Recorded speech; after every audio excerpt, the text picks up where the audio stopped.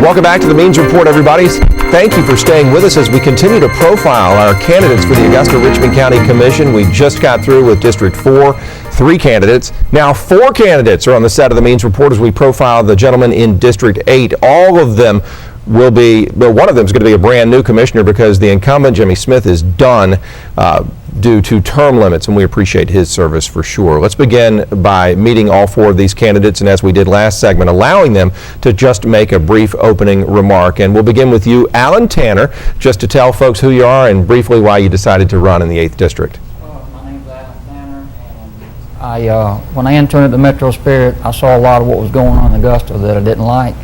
I've decided if I win, I'm going to be a full-time commissioner. A full-time commissioner. Yeah. All right. Tom Cobb is our next candidate in District 8, and Mr. Cobb's going to tell you briefly why he's running. Again, I'm Tom Cobb. I'm running for Commissioner for 8th District, and same thing as Wayne and the rest of them are Alan and all of them are talking about here. We'd like to make sure that the 8th District has a committed representation for the entire district, making sure that we keep our best interests and we can get some development and growth out into the 8th District and improve the overall living condition and everything for the people that live within the 8th District. Yeah, growth and development. I do want to touch on that, Mr. Cobb, as we go on, but continuing with our introductory statements, our next candidate is Doug Lively. Mr. Lively, tell folks why you're running. Brad, I think you're going to hear about the same thing from each of the candidates. District 8 needs better representation. We need a stronger voice. My focus is a little bit different in that I think we need to market that area as a bedroom community for Augusta and get folks moving out there. That's going to broaden our tax base, and then we'll have more tax revenues to be able to do other things in the county with. All right, our final candidate in the 8th District today is Wayne Guilfoyle. Mr. Guilfoyle, introduce yourself, please. Brad, thank you so very much. My name is Wayne Guilfoyle. I'm running for the District 8 County Commission seat. Blythe, Hetsborough, McBean needs a voice and representation. And I'm already listening to the concerns of the people. I'm actually doing the old grassroots system, knocking on doors, and actually you can hear the people's concerns. And I do want to represent, I do want to be a voice for our District 8. Let me ask you this, and we'll start with you, Mr. Guilfoyle. That's one of the first impressions that people get when they come into Richmond County, is the 8th District. One of the first places they drive through coming north. How can we improve it? How can we make it a better place and make it a better first impression of the Garden City? Well, actually, our roads are naturally overgrown. It's got trash on it. I say, let's implement the prisoners. We already tried to do that for the schools, but naturally with the children in the school, it was not a great idea, but we can implement them to keep our roads clean, which is nothing wrong with that. As far as jobs, I'm all about creating jobs. And with jobs, or pushing for our local government to do jobs on a local level, from a qualified architect, general contractor, all the way down to landscaper. What we're going to do at that moment, we're going to create jobs, we'll create growth at that point, and actually people will be able to buy the houses and support our local businesses. Mr. Lively, let's talk about this bedroom community concept that you have. For other viewers, should we picture maybe a Martinez type situation if you're picturing Columbia County?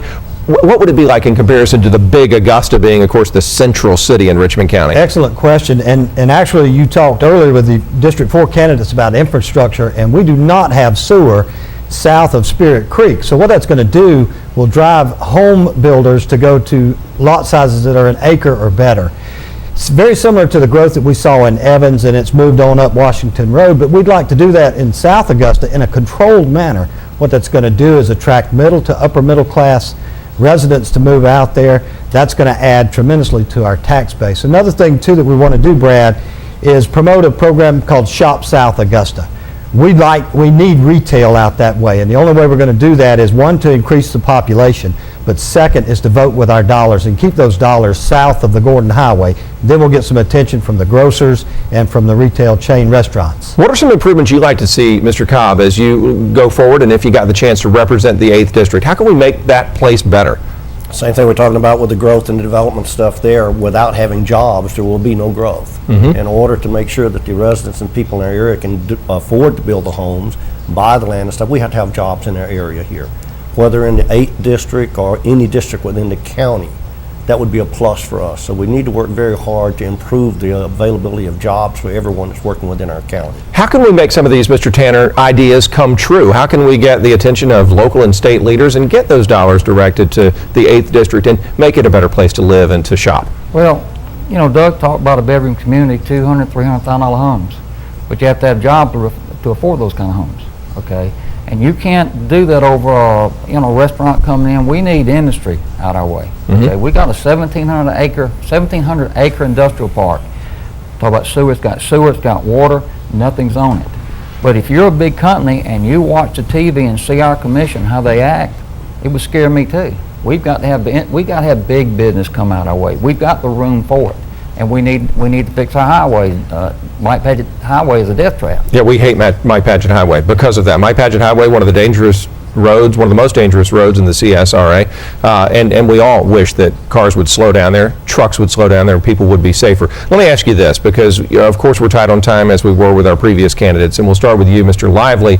Let's talk about the ability to get along with other commissioners, because you can't fix District 8 by yourself. You're going to have to build coalitions on the commission and work with your colleagues. How can you do that? Do you know those people? Absolutely, and Brad, if you look geographically, and if you use the term South Augusta, south of Gordon Highway, there are already 6 commissioners who own or have real estate that they represent south of the Gordon Highway. So we've got to work together with those folks to pull them in, to let them see the vision. You know, Augusta has invested a lot of money in tourism type attractions. The Tea Center is one. Well, that's one of the industries that suffers the most during a tough economic time.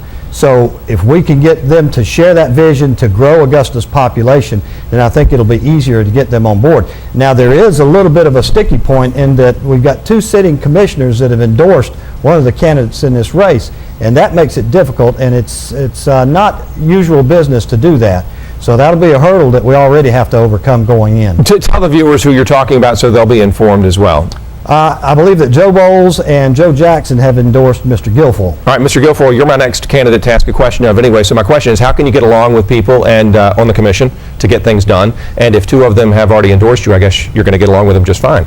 Yes, sir. Brad, one thing, I'm actually a business owner in construction, and the only success that I have from my business is getting along with others, able to talk and actually keep our jobs going.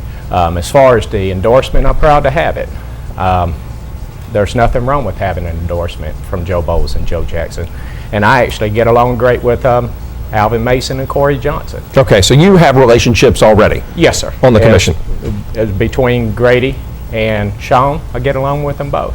Let me ask you this, Tom, you're next. Your ability to work with those commissioners, that's all people want in Augusta anyways, for the commissioners to get along and accomplish things. Can you do that? I've served as mayor of the city of Blythe for 3 terms. Prior to that, I was on the Planning and Zoning Commission. I've worked with every mayor, commissioner that we've had in the government since Mayor Charles Devaney until present date. I've worked with every county commissioner that we've had up until today. I've worked with every department head that we have in Augusta up until date, dealing with the SPLOSH referendums, dealing with our fire department support, Chief Willis, Ronnie Strength. I have the experience of working with every one of these individuals in the past, and that will continue. Alan Tanner, last word to you. Do you know anybody on the commission? Can you get along with them if elected? Well, I spent a year at the Metro Spirit covering. I probably know them better than anybody. All right. And I've been pretty loud in my what I think is going on around here, but I have taken no money from anybody. Wayne's took $250 from Joe Bowles and Joe Jackson. So when you go in there, he owes them already. I mean, he's got a $20,000 war chest. Somebody's got to be paid back sooner or later. All right, thanks you, Mr. Tanner. Mr. Guilfoyle, he did say something about you. I'll give you 2 seconds. Do you owe those guys something because they gave you $250? No, I take it as they believe in me. All right, listen, we appreciate it so much. Sorry about the quick time, but as I said last time, folks, thank these 4 gentlemen because they took the step and hit the campaign trail, and they're running for what they believe in so they can represent you in District 8. Don't forget to vote on November 2nd. The Means Report continues in just a second with information on how you can shape a future episode. Stay with us.